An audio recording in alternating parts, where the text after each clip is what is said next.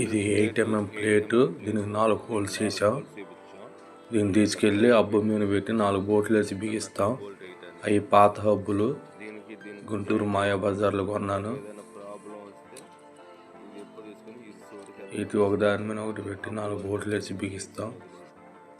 బిగించినాక ఇట్లా ఉంటుంది. ఇలా సీ క్లాంప్కి హోల్స్ వేసి సీ క్లాంప్ తయారు చేస్తున్నాం హబ్బులకి.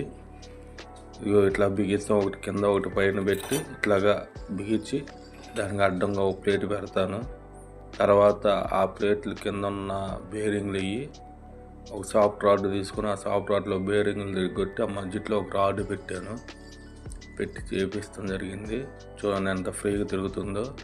ఇదే ట్రాలీకి ముందు హ్యాండిల్, టైరు ఎటు కావాలంటే తిరుగుతానికి స్టీరింగ్ అనమాట.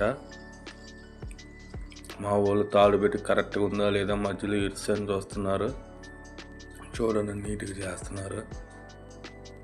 ఫోటో చూడండి, డైరెక్ట్గా ఇట్లాగా బిగించుకోవాలి. అయినా కింద సీ క్లాంప్ అన్నాను కదా, ఇట్లాగా అడ్డంగా ప్లేట్ పెట్టి చేశారు. సాఫ్ట్ రాడ్ వరకే తిరగాలి అంటే అది రాడ్ను ఆ ప్లేట్ వెల్డింగ్ చేశాను. చూసారా ఎంత ఫ్రీగా తిరుగుతుందో చూడండి. అప్పుడు మధ్యలో బేరింగ్ వరకే తిరిగిద్ది అనమాట. అయినా ఇట్లాగా హబ్బులు